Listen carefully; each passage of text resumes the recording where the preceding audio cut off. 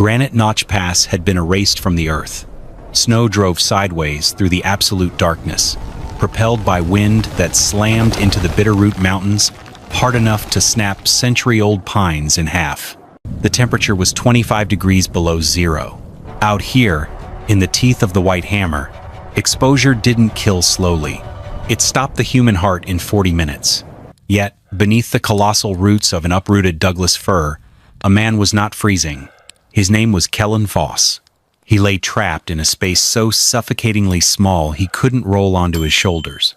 The entrance was blocked by the heavy oak bed of a shattered buckboard wagon.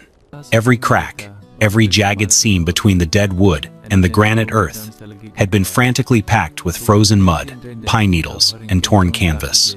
Outside, the blizzard screamed, hunting for him. In a tiny side pocket beneath the rock shelf, a frost-covered draft mule named Juniper breathed heavily, its massive body trembling against the storm's vibrations. Inside the coffin-sized void, a single candle stub burned in a dented tin cup. Kellan didn't blink. He watched the flame. A dead branch cracked like a gunshot overhead. The canvas tarp shuddered wildly. The frozen dirt hissed as ice scoured its surface. But the tiny yellow flame never moved. It stood perfectly straight. That fragile light proved something the furious storm outside couldn't comprehend. The wind was a demon, but for now, it hadn't found a way inside. To understand how a broken wagon and a dead tree became the warmest room in the mountains, you have to go back to a mistake Kellan made.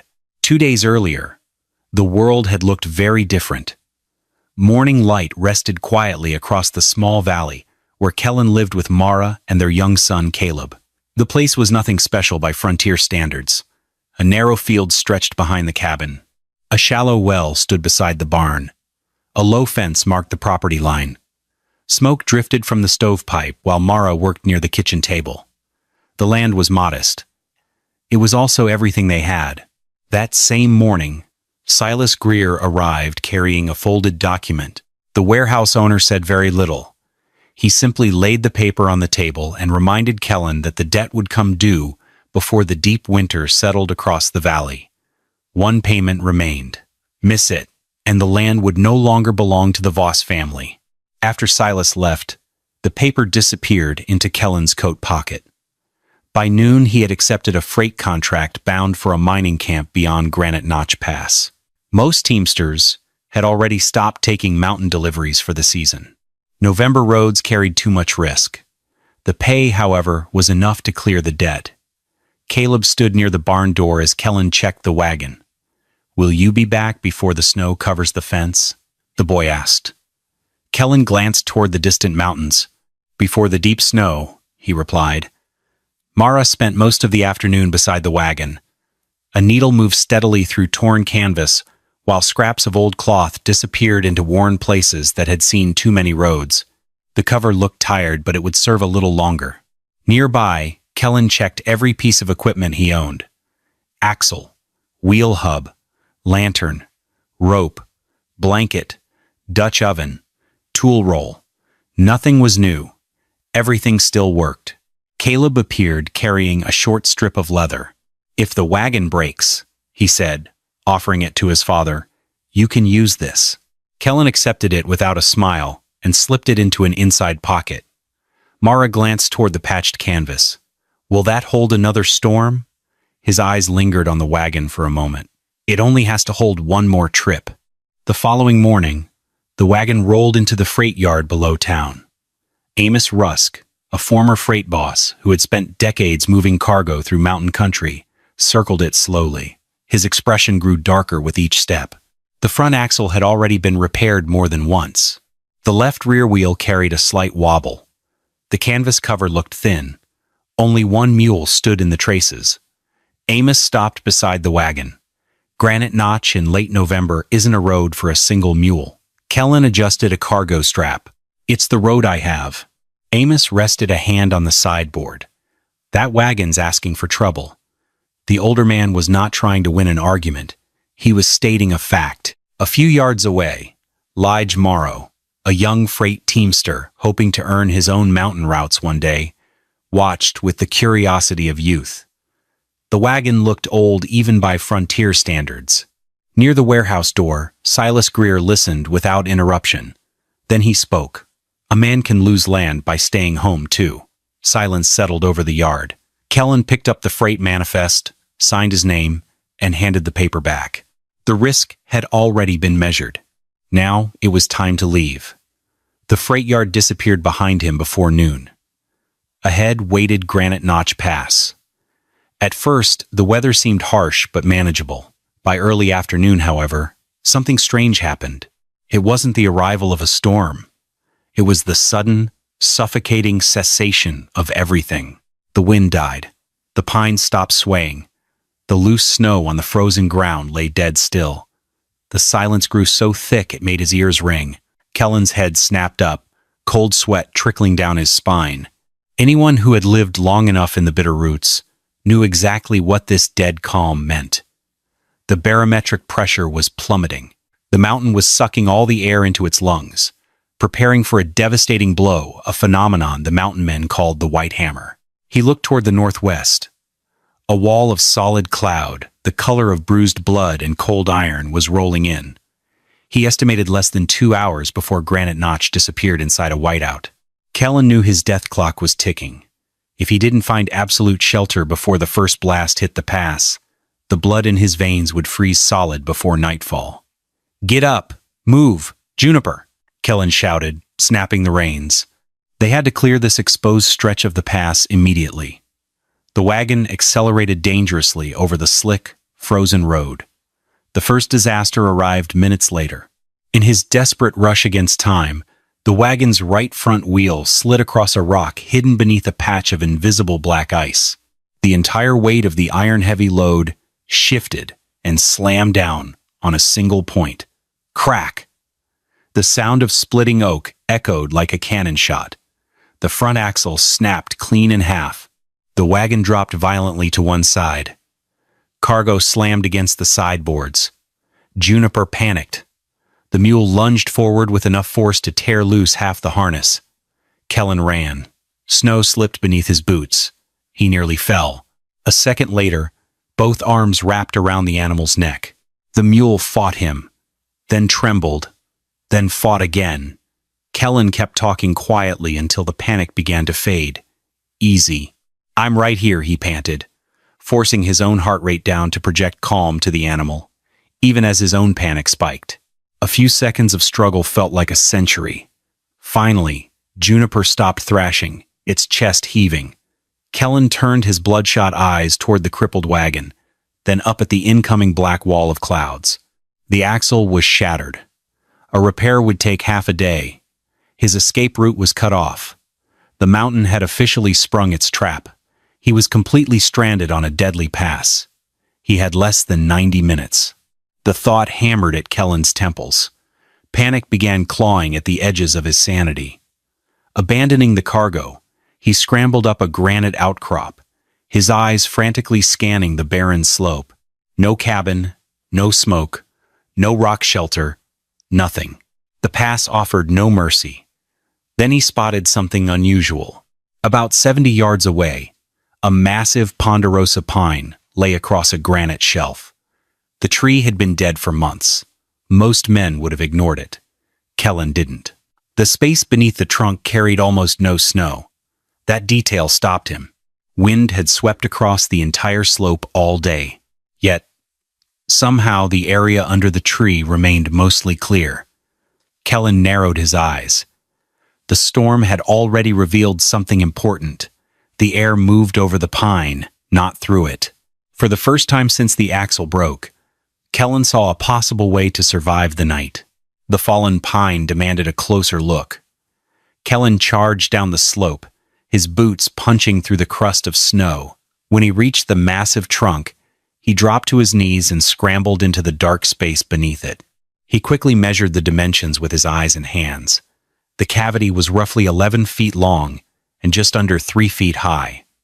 The uprooted root plate formed a solid wall against the northwest. The heavy trunk served as a sturdy roof. The granite shelf provided a back wall. It had 3 walls, but the eastern side was wide open, A sharp gust of wind suddenly funneled through that 8-foot gap, biting through his coat like a physical blade. The cruel reality hit him instantly. This wasn't a shelter. It was a wind tunnel. If the blizzard caught him in here, the funneling air would strip away his body heat in less than 30 minutes. It would become a perfect ice coffin. Kellan sat back on his heels. He had 3 walls. He desperately needed a 4th. He crawled out from under the pine and looked back toward the trail. The wrecked buckboard wagon sat useless in the rising wind. The heavy oak wagon bed measured exactly 8 feet long and 4 feet wide. A spark flared in his mind, sharp as a knife. His grandfather's voice echoed from a memory decades old. "You don't need a fire, boy. You just need to seal every path the wind can take." He didn't see a broken wagon anymore. He saw his 4th wall, and it was sitting 70 yards away, weighing 400 pounds. The decision would have looked insane to anyone watching. But Kellan didn't hesitate. He reached the crippled buckboard, the sledgehammer gripped tight in his bleeding hands. There would be no repair. Not today. Not ever. He raised the heavy hammer and swung it down hard against the rusted iron bolts, anchoring the bed to the frame. Clang! The violent sound of metal striking metal echoed against the rising howl of the wind. Sparks flew. Wood splintered. He didn't bother with a wrench. He used raw, desperate brute force. Every swing cost him precious oxygen. Every minute brought the black wall of the storm closer. Juniper stood tied nearby, shivering but waiting. Kellan paused only for a fraction of a second when his eyes fell on the freight. The medicine crates, the flour, the massive mill gear. Some of it might survive, some of it wouldn't. The math in his head was no longer about paying off a debt to Silas Greer. It was about drawing breath tomorrow. With one final guttural yell, he brought the hammer down. The last iron pin gave way. The heavy oak wagon bed disconnected completely from the shattered running gear. Most men would have mourned a ruined livelihood. Kellan saw a wall, saw a chance. Now, he just had to figure out how to move it. The work began immediately. Kellan threaded a length of rope through the stake pockets and wrapped the loose end across one shoulder. Then he leaned forward and pulled. Nothing happened. For a moment, the wagon bed seemed rooted to the mountain. He adjusted his footing and pulled again. Wood shifted, only an inch. That inch was enough. The heavy platform scraped across frozen ground with a low grinding sound. Snow packed beneath the runners. Small rocks caught the edges. Twice he had to stop and pry the load free, with a lever cut from a fallen branch. Progress came slowly. A few feet. Then another few feet. The storm clouds continued spreading overhead while the daylight weakened around him. Several times the wagon bed threatened to wedge itself between exposed roots and granite outcrops. Each obstacle demanded another adjustment, another push, another pull. Patience mattered as much as strength. When the steepest section finally appeared, Kellan brought Juniper forward. The mule helped for a short distance, easing the load through a narrow stretch of uneven ground. He released the animal almost immediately afterward. One panic-driven bolt could ruin everything. The rest would have to be done by hand. Minutes disappeared. Then more. By the time nearly 50 minutes had passed, sweat dampened the back of his shirt despite the cold. The fallen pine stood directly ahead. Kellan took a long breath. The final maneuver required precision. Using the lever, he rotated the wagon bed until its long side faced the opening beneath the trunk. One corner slipped into position. Another followed. Then came the last push. Boots dug into frozen soil. Shoulders strained. Wood groaned. The wagon bed slid forward and settled beneath the fallen tree. For the first time, the shape of the shelter became visible. A granite wall stood behind it. The pine formed a roof above it. The broken wagon now guarded the front. Kellan collapsed to one knee after the effort ended. His chest heaved, his arms burned. The temptation to rest lasted only a few seconds. The mountains offered no reward for exhaustion. The storm was still coming. Building the shelter took less imagination than most people would have expected. What it demanded was attention. Kellan started with the largest opening. The patched canvas Mara had repaired only days earlier came off the wagon and stretched across the upper gap between the wagon bed and the fallen pine. Wind would strike there first. Any weakness would be exposed quickly. Next came the branches. Dry pine boughs formed a rough outer layer. Their purpose was not insulation. They simply occupied space that moving air might otherwise claim. The side gaps required something different. Dead bunch grass disappeared into narrow seams by the armful. Loose forest duff followed.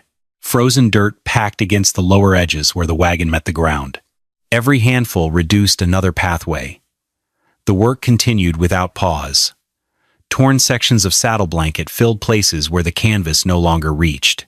Beneath the exposed root shelf, Kellan found patches of dry beard lichen and old moss protected from recent weather. He gathered them carefully and pushed them into cracks too small for grass. Those tiny openings worried him most. Large gaps announced themselves. Small ones hid. A needle-thin stream of air could steal more warmth than it appeared capable of carrying. Gradually, the shelter changed shape. The materials looked mismatched. Canvas, grass, dirt, branches, old blanket, moss.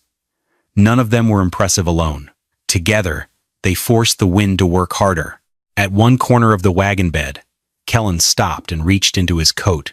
The short strip of leather Caleb had given him earlier rested exactly where he had placed it. He threaded it through a stake pocket and tied down a loose section of canvas. For a brief moment, his hands became still. Then he pulled the knot tight. Only one opening remained, a vent no wider than a man's wrist. It faced away from the approaching storm. Everything else was sealed. Now the mountain would decide whether it was enough. At first, the shelter looked promising. Kellan crawled inside and pulled the canvas flap behind him. The space felt cramped, but that had never concerned him. Large shelters required large amounts of heat. Small shelters only required discipline. He struck a match. A short candle stub caught flame and filled the darkness with a weak yellow glow. For several seconds, everything appeared perfect. The flame stood upright. Nothing moved. Then it happened. The tip leaned slightly, only a fraction, barely enough to notice. Kellan narrowed his eyes. A moment later, he felt it. A thin stream of cold air brushed across his wrist. The sensation lasted less than a second, yet it told him everything he needed to know. Somewhere near the ground line, beneath the wagon bed, the wind had found a path. The opening could not have been large. It did not need to be. The mountain wasn't searching for a doorway. A crack would do. Kellan extinguished the candle immediately and backed out of the shelter. The repair began at once. Using his shovel, he cut frozen dirt from the slope and mixed it with snow crust and forest duff. The heavy mixture was packed tightly along the base of the wagon wall. Layer after layer built a low berm against the seam. When that was finished, pine boughs were stacked outside the barrier. They served a simple purpose. Once the storm arrived, drifting snow would catch against the branches and collect where he wanted it. Nature would finish the wall for him. Only then did Kellan crawl back inside.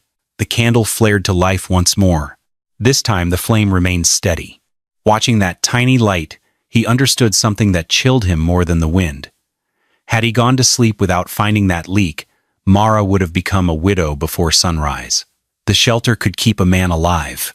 Whether it could keep a mule alive remained a different question. Kellan stepped back into the growing wind and looked toward Juniper. The animal stood where he had tied it, head lowered, snow already gathering along its back. Leaving the mule exposed was not an option. A freight wagon could be replaced. A good animal could not. More importantly, Juniper represented something beyond transportation. Years on freight roads had taught Kellan that a working mule generated a surprising amount of heat. A large animal could produce warmth comparable to a small stove, provided the wind could not strip it away. He led Juniper toward the fallen pine. The space beneath the trunk was too low to bring the mule fully inside, but a narrow pocket existed beside the exposed root plate where the granite shelf curved inward. The location sat outside the main shelter while remaining protected from direct wind. That would have to do. Kellan stretched a spare section of canvas across the opening and reinforced it with pine boughs. The arrangement looked crude, yet the difference was immediate. Snow still drifted around the mule, but the worst of the coming blast would pass overhead rather than through it. Only then did he turn his attention back to the freight. Decisions came quickly. Medicine crates first. 1 sack of flour, the blanket, the candle, the tin cup, the tool roll. Each item disappeared into the shelter. The wrapped mill gear remained outside. Even before touching it, Kellan knew the truth. The piece was simply too heavy. Moving it beneath the pine would cost time he no longer possessed. A tarp covered the machinery instead. Additional snow berms were piled around it in the hope that morning might find it intact. Inside the shelter, he arranged the medicine crates against the driest section of granite. Then he pulled the blanket over them with surprising care. The gesture resembled the way a parent might cover a sleeping child before extinguishing a lamp. Beyond the shelter walls, the first real gust of the storm struck the mountain. The blizzard arrived all at once. One moment, snow drifted through the trees. The next, an entire wall of white swept across Granite Notch Pass. Wind slammed into the exposed root plate with enough force to shake loose chunks of frozen earth. It climbed over the fallen pine, curled around the trunk, and struck the shelter from every angle it could reach. Canvas snapped sharply. The wagon bed shuddered. Wood groaned. Outside, Juniper jerked against the rope at the first impact. The mule's breathing quickened, but panic never returned.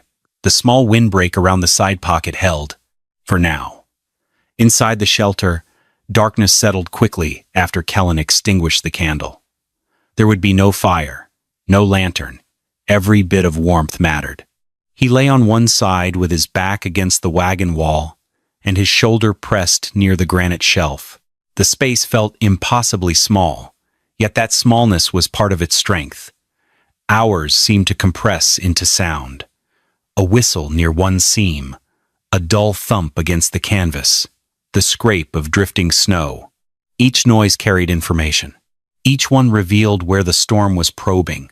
Fine snow dust occasionally slipped through tiny openings. Then something unexpected happened. The leaks began disappearing. Snow accumulated against the outer branches. More snow collected against the berm. Wind pressed it tighter. Canvas stiffened as ice formed along its surface.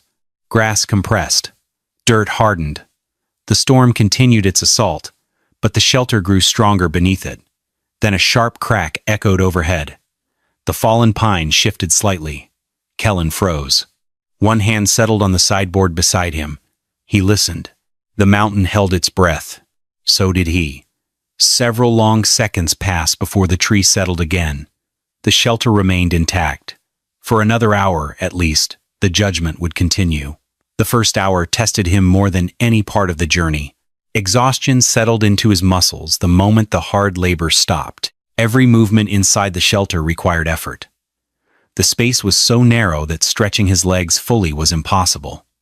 When he shifted position, a shoulder touched granite, or an elbow brushed the wagon wall. Comfort had never been part of the plan. Outside, the storm continued its work. Wind roared across the pass. Snow hissed against canvas. The pine groaned occasionally above him. Yet something began to change. Not outside. Inside. The air remained cold, but it no longer felt alive with movement. Each breath lingered for a moment, before fading. The sharp bite that accompanied moving wind had disappeared. That difference mattered. The dented tin cup beside him stayed free of ice longer than it should have. Water in the canteen tucked beneath his coat remained liquid. Beyond the wagon wall, Juniper's breathing gradually slowed into a steady rhythm. Those small signs carried more meaning than a thermometer ever could. The shelter was not producing heat. It was protecting what already existed. Hours earlier, the mountain had been stealing warmth as fast as anybody could create it. Now the theft had slowed, perhaps stopped. Kellan reached inside his coat and pulled out the folded debt paper. His fingers checked the edges carefully. Dry. still dry. The sight brought no celebration.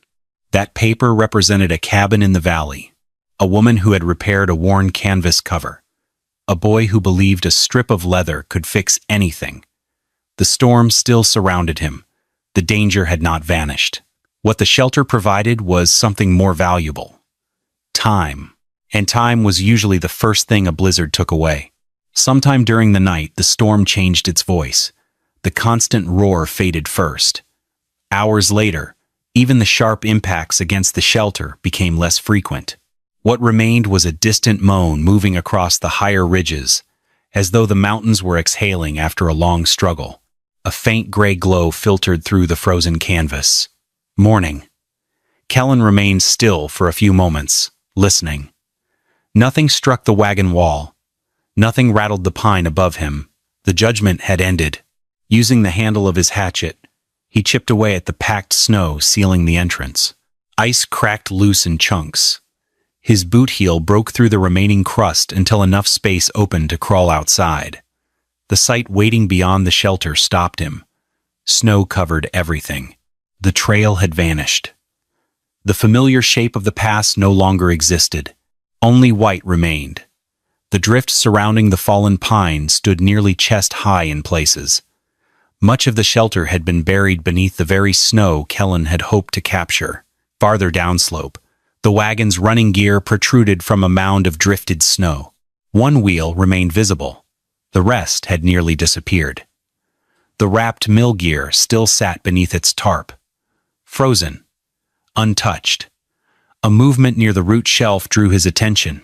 Juniper lifted its head. Frost coated the mule's mane and shoulders, yet the animal's eyes remained clear and alert. Alive! Kellan released a slow breath. His legs protested when he tried to stand. Fatigue and cold robbed him of balance for a moment. One hand reached toward the wagon wall for support. Eventually he found his footing. The fallen pine had held. The broken wagon had held. The still air had held. Before turning toward the buried trail, Kellan placed his gloved hand against the scarred sideboard. A gentle tap followed. The gesture lasted only a second. Then he stepped away without saying a word. The storm had taken the wagon. It had not taken the delivery. Kellan spent part of the morning building a temporary travois from 2 side rails salvaged from the broken wagon. Rope held the frame together. Sections of canvas formed a dragging bed across the snow. The arrangement looked crude, but it moved. That was enough. Medicine crates went first. Lamp oil followed. Part of the flour shipment survived. After a long struggle, even the wrapped mill gear joined the load. Progress slowed to a crawl, yet every yard carried him closer to the mining camp. Juniper pulled steadily. The mule was tired. So was the man walking beside it. Nearly a full day late, they finally emerged from the snow and timber beyond Granite Notch. The mining camp appeared ahead through drifting smoke. Several workers stopped what they were doing when they saw the pair approach. Word traveled quickly. Most had assumed the freight was lost. Elias Crow, the camp quartermaster, stepped out from the supply shed and stared for several seconds. His eyes moved from Juniper to the improvised travois, then to the empty space where a wagon bed should have been. The missing section told its own story. Elias asked no questions. Not yet. Business came first. The freight was unloaded and inspected piece by piece. Medicine crates remained intact. Lamp oil survived. Enough flour arrived to matter. Even the mill gear reached camp, with only minor damage. At last, Elias opened his ledger. A pen scratched across paper. The delivery was recorded. The receipt was signed. Payment changed hands. That simple exchange carried more weight than any speech. Kellan accepted the folded receipt with fingers split and reddened by cold. For a moment, he looked at the document. Then his gaze shifted south. Beyond the mountains, beyond the pass, toward a small valley where a cabin, a woman, and a boy were waiting for him to come home. The trip home took longer than it should have. Snow had erased familiar landmarks. Drifts covered sections of road. More than once, Kellan found himself searching for terrain he had crossed dozens of times before. Meanwhile, stories traveled faster than wagons ever could. By the time he neared the valley, people were already saying that no man could have survived on Granite Notch Pass during the blizzard. Back at the cabin, Mara slept very little. The stove remained lit day and night. Each morning, Caleb walked to the door and stared toward the white hills beyond the fence. More than once, he asked whether his father might still be trapped beneath the snow somewhere in the mountains. Mara never answered directly. Instead, she kept Kellan's coat hanging near the door, as though he might step inside at any moment. Across town, Silas Greer had begun organizing papers. The deadline was approaching. A missed payment would settle the matter. Even Amos Rusk spoke less than usual. Lige Morrow carried the same uneasy silence. Both men knew the mountains well enough to understand what that storm had been capable of doing. Then, late one gray afternoon, something moved along the snowy road leading into the valley. Caleb saw it first. A mule, slow, covered in frost. The improvised traces hung unevenly from its shoulders. "Mom!" he shouted. The boy bolted from the porch. His boots slipped almost immediately. He fell hard into the snow, scrambled back to his feet, and kept running. Behind the mule walked a man in a torn coat. One hand held the lead rope. The other rested against his chest, where the folded receipt remained tucked inside his coat. Mara stepped onto the porch. For a moment, she simply stared. The distance felt too great, the image too unlikely. Only when Kellan raised his head did she move. The steps disappeared beneath her. Snow scattered behind her boots. Caleb reached his father first. Kellan dropped to one knee, just as the boy collided with him. A second later, Mara arrived. Neither of them spoke. Her hands touched his face. Cold cracks marked his skin. Windburn darkened his cheeks. A healing cut crossed one eyebrow. She studied him for a moment, as if confirming he was real. Then she rested her forehead against his chest. The journey was finally over. The following morning, Kellan walked into Silas Greer's warehouse and placed the signed receipt beside the payment. Silas counted the money twice. The numbers refused to change. No loophole appeared. No argument remained. From across the room, Amos glanced toward the freight hauler. "What happened to the wagon?" Kellan folded the receipt and slipped it into his pocket. "Under a pine," he said, "where it did better work." A few days later, Amos and Lige rode up to Granite Notch Pass. The shelter was still there. A fallen ponderosa pine formed the roof. The wagon bed stood frozen into place as a wall. Mara's patched canvas had hardened with ice against layers of pine boughs. Grass-filled seams disappeared beneath snow packed tightly by the storm itself. The mountain had left the evidence untouched. Amos studied the structure for a long time. Luck had not saved Kellan. Neither had strength. The answer stood directly in front of him. The wind had searched all night for a way inside.